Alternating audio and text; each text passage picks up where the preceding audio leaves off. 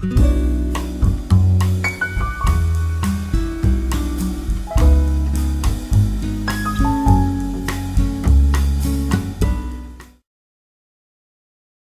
there YouTube and vinyl community. Let's start this vinyl CD update the same way as the previous one did by opening a package.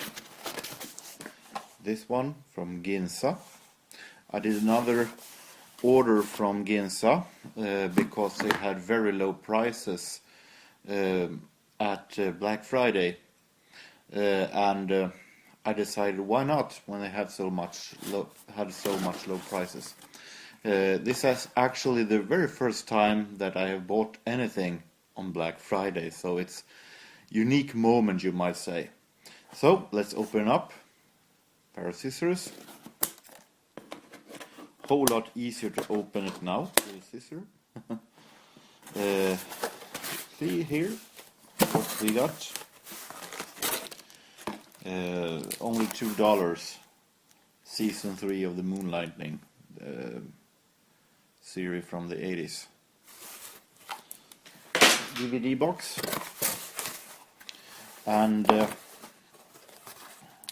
I've also bought a Christmas present for my father, and I'm not going to show that in case he gets the idea of see this video.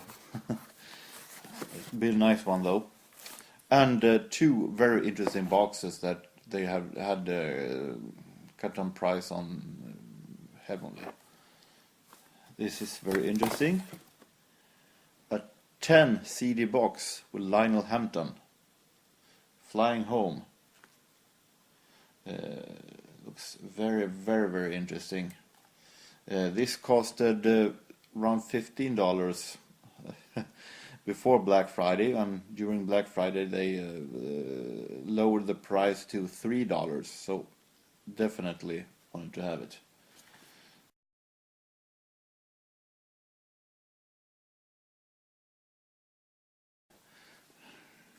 Look at this.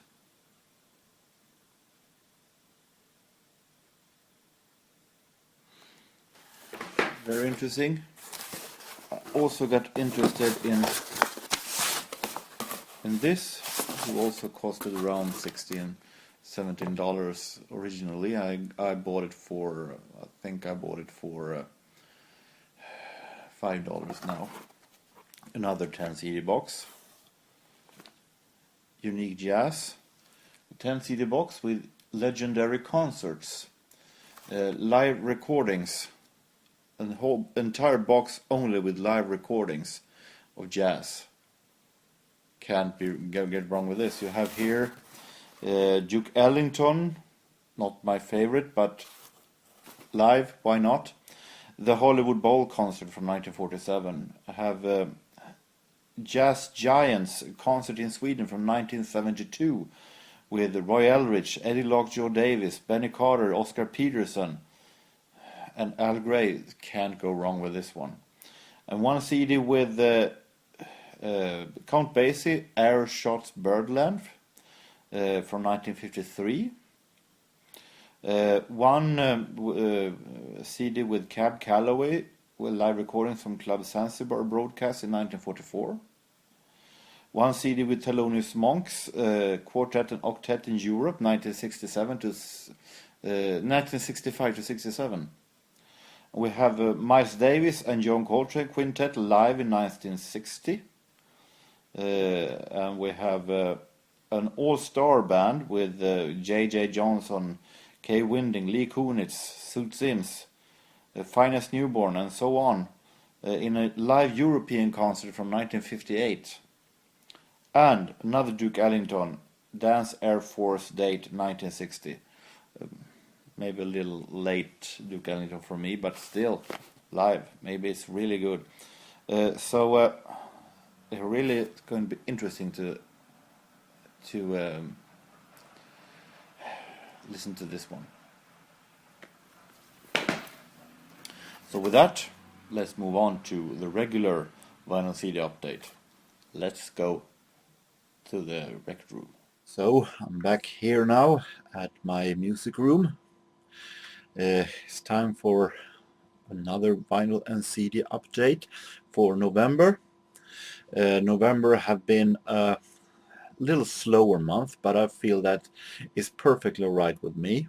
The autumn has been so totally insane when it comes to new records, so it's good to have a month's breather so I can go through the one I bought in a little more peace. So it's okay that it was a little bit slower month, with exception from the trip to Hudiksvall, as you saw in my previous video. I said I wrote in that video that I would go through several of these records a little bit closer, but I feel like it is needed actually. So I felt it was more important to go through the other stuff that I bought during this month, so the video won't be all that long. So let's go through what I have bought. Singles first. A few vinyl singles. I'm not a huge fan of Dave Brubeck. I feel like most of his stuff is a little bit too modern for me, but I felt like I couldn't let this single go by. I felt like I gotta have it. The debut Brubeck Quartet and Wonderful Copenhagen and Like Someone in Love, and both are live. Wonderful Copenhagen are even live from Copenhagen, so it's a nice touch by Dave Brubeck to play this song there. I like Wonderful Copenhagen actually. It's a jazz waltz song that is really, really good actually, and really cozy. So definitely gonna keep this jazz single. Another artist that I don't listen all that much to is Georgie Fame, but I got this one for a very low price, and I felt like, why not? For $1, for 10 cents, I could get Georgie Fame and the Blue Flame and Preach and Teach. Soul to Soul, Just Right. This is a very modern Soul to Soul, modern. This is from their third album, from 1992. Here's a classic, Jon Vangelis, I'll Find My Way Home. I'm not sure, I haven't checked yet. I don't think I have it before. If I have it, okay. But classic that I felt I wanted to have. And B-side, Back to School. And John is of course John Anderson from Getz. Single CDs. CDs. Been a pretty good month. Believe it or not, I actually bought myself a Christmas record. I don't buy Christmas records all that much, but I felt like this one looked very interesting. I felt like I wanted to have it. Jarreau Christmas from 2008. Definitely the most modern, the newest Jarreau that I have. Compilation for $1 by 3 Degrees. This is, besides a little banged up sleeve, Legacy of Rhythm and Soul series.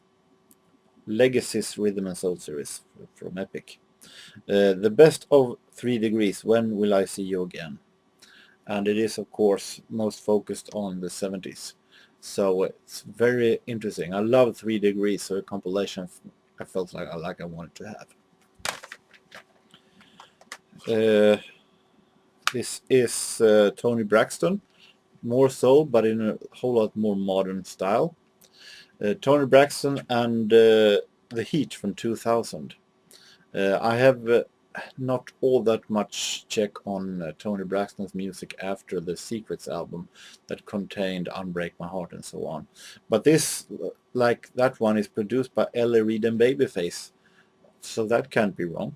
It's great producers, so it's going to be very interesting. Felt like I couldn't leave that one out. Swedish soul funk group Blacknuss, Gold, a compilation called The Decade of Soul, Jazz and R&B. 90s soul in much Stevie Wonder or Jamiroquai style. as a jazz soul. Like this band very much, so it's going to be very, very interesting to listen to the entire catalog, single catalog. This is a band, an album that I have on a cassette copy, but that I wanted to have in a real physical, real original version. The Pretenders, Last of Independence, containing I'll Stand By You and Night in My Veins, two fantastic singles. And this is a fantastic album. I feel that this is one of the most sadly forgotten Pretenders albums existed. So this is really, really great album. In my opinion, one of the Pretenders' best albums that don't get as much recognition as it should. Also had pretty luck. I was at my favorite thrift store, Återbruket, at the moment the thrift store with that I have bought most records from, and they actually had one seller who sold a package price of CD records for a package price for many CD records. Normally I don't like these kind of package prices when thrift stores do like that, because they take a bunch of records in various styles. It could be one dance band, one James Last, one Richard Clyderman, and one 80s stuff that I already have, and maybe one that could be interesting, and think that regular record buyer at this flea market secondhand store will buy all these because it is black and spinning on a record on a gramophone. I really hate that. But this seller actually had the good taste of at least taking a whole lot of records with the same style. And for five CDs for the price of 50 cents. You heard it right, 50 cents for 5 CDs in jazz genre. One of them, a record by Swedish clarinetist Putte Wickman, I already had. So that one I will definitely most likely not keep. But the rest of the 4 is very interesting. The hatch is the records themselves are really good quality. But someone have written on the cover sleeves, so that is why they put it up for so cheap. But Putte Wickman I mentioned, here is a more modern Putte Wickman. It's a compilation of his songs or melodies that he recorded for a Swedish jazz label Gazelle in the 00s. So together with famous names like Arne Domnerus, and we have Buddy DeFranco. We even have Red Mitchell here, because Red Mitchell lived a couple of years in Sweden also. Live album, Lionel Hampton, Basin Street Blues, a live album from 1978 from Cannes in France. It's going to be very interesting, a little bit modern recording, but it's live. Why not? King of Tenors, Ben Webster album, released on Verve, with interesting. Benny Carter is here, Harry Sweets Edison is, Oscar Peterson is here. So very, very interesting. 50s recordings. Also 50s recordings, and also Ben Webster. Ultimate Ben Webster, also on Verve. And it's a very interesting, it's very much ballads here, some of them with strings, very, very beautiful. Very interesting compilation with a little lesser known than Webster stuff, selected by James Carter. And the interesting thing here is that it starts with a song called Boogie Woogie, where Ben Webster doesn't play the saxophone, he plays the piano. I didn't know that Ben Webster could play the piano, so it was very interesting to listen to, even though his piano style is not all that good. He's not a magnificent piano player, especially when you take it to that the next song after that, has a little piano intro that is played by Oscar Peterson, and you can definitely hear the quality between Ben Webster's piano playing and Oscar Peterson's phenomenal piano playing. So, but it's fun to have anyway. And another record that I also bought that wasn't a part of this 5 CD package, but still very interesting. A 2 CD record set by Lionel Hampton, a live record set, a concert from also from France in 1971, Paris. So it's been a lot of Lionel Hampton this month and a lot of live jazz. Let's move on to vinyl. Here is a crown jewel that I was so happy to find. I've shown every now and then vinyl singles, EPs, jazz EPs with Stan Getz, where he plays in Sweden with Swedish musicians.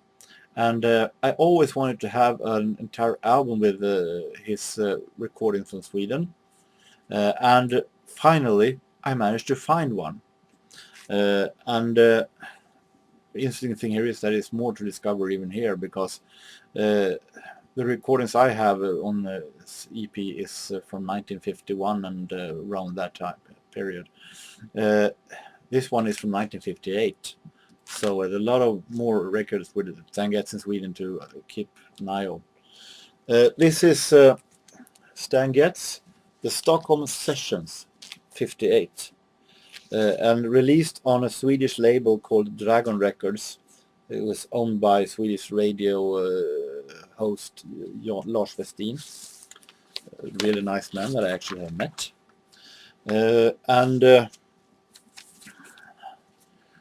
This is really great. Dragon always releases high quality jazz. I really like this label.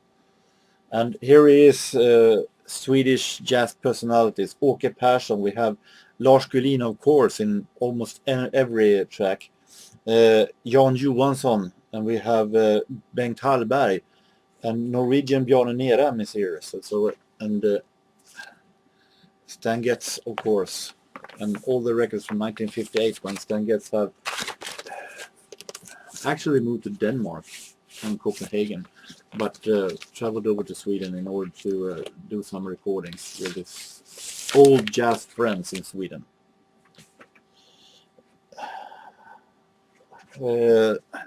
More saxophone, but not jazz. This is call it Half Blind By. It's my first record with David Sanborn, Close Up from 1988.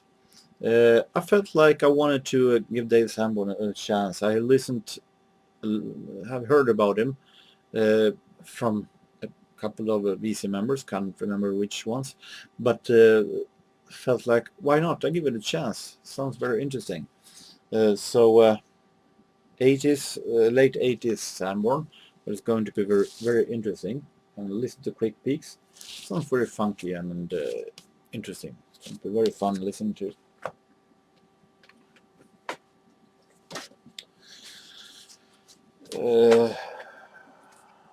I have two records with two artists that two records that have changed my mind since my childhood.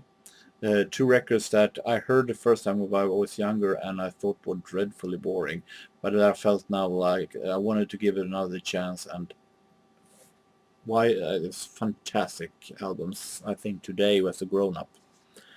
First of all, I showed in my previous vinyl CD update for October that I have bought Hello, I Must Be Going by Phil Collins, and I said that I have a newfound respect for Phil Collins, and because his fantastic first solo recordings were so great, relaxing and experimental and really great. So I felt like I wanted to give another chance to Face Value, his solo debut, that I felt when I heard it first time when I was younger was so boring. I felt like this was the most boring Phil Collins album. And I gave it another chance and I listened to it, and today, as a whole lot older, I feel like, what a great album. It's interesting how years can pass by and play so also. And felt like listened to this, thought that this is really, really good. Real, so fantastic, well made. Hello, I Must Be Going is still feel is a stronger album. I'm not going to deny that, but this is still a great album. And so fantastic, well made. So I'm very happy that I gave this one another chance. And the same goes to Stranger to the City, John Miles. That I also had when I was younger, because I heard the song Do It Anyway when I in radio when I was a kid, and I felt like why not interesting to have this album for that song. And I listened to the entire album in the early 90s, and I felt like this was definitely not my cup of tea. So it was in the cellar among the other with the other 70s albums during most of the time, until I actually cleaned it up and gave this one away. Then I took up the 70s again, of course, as you have noticed. Now when I bought Rebel album in the beginning of this year, I felt like I wanted to give this one another chance, see what I think of it today, and I think that this is a really great album. Really well made and smooth and rock at the same time. It gives a lot of moods. It's an album in a lot of moods. The only downside of this album is that the song Slow Down is definitely the album's slow down, because it is John Miles in almost disco tempo, and he doesn't have the voice to sing 70s disco. But overall the album is really well made. Remember Yesterday, fantastic song, highly recommended.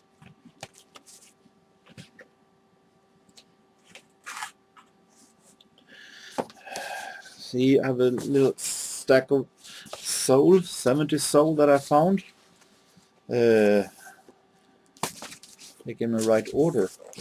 Stylistics, their third album, Rock and Roll Baby from 1973, released on Avco. This is also the third album with Stylistics that I actually own.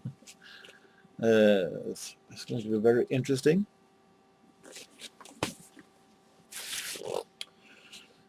Soul Searchers, We the People, from 1972. I listened to this one, and it's a very funky album. And when I listen to the entire album, I feel like this is so well made and so fantastic, funky, and for its unit, the album itself is really, really, really good, really, really well made. Now, finally, I have found a lot of records with Swedish balladeer and poet Cornelis Vreeswijk. They're starting to like very, very much, and felt like I wanted to start collecting records by him.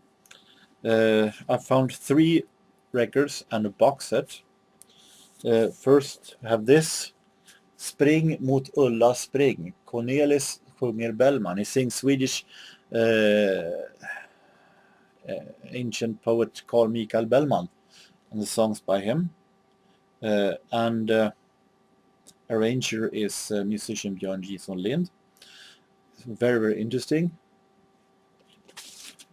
We have Linneas Fina Visor, Linneas Fine Songs. An album made in Holland, actually, in 1973. And we also have maybe not the best cover sleeve, but Cornelis sjunger Taube. Here he sings Swedish balladeer and poet Evert Taube. But very, very interesting. He has sung a lot of Taube songs, and he sings Taube fantastic good. And a box set, Cornelis Besta, Cornelis Best, with 3 albums. containing songs mostly from the 60s, but also some from the 70s and a couple from the 80s. Not only his most famous songs, but a lot of songs that I actually never heard of. And that was very, very fun to discover very much new stuff with Cornelis Vreeswijk. So really nice box set. So a lot of Swedish ballads to listen to. And that was my November. Let's see what December has to offer. And since at the end of December is Christmas and it's New Year's Eve, and I have to make a year summary before the New Year's Eve, most likely the December vinyl CD update will be a bit earlier, maybe before Christmas, around the 21st or 22nd. So I have the time to do everything else afterwards. But before that, I also have promised that I would do another 10 from 1, my chart over 10 best songs from a decade, and that I would do the 60s now in the beginning of December. And I will do that. That one will hopefully be up very soon.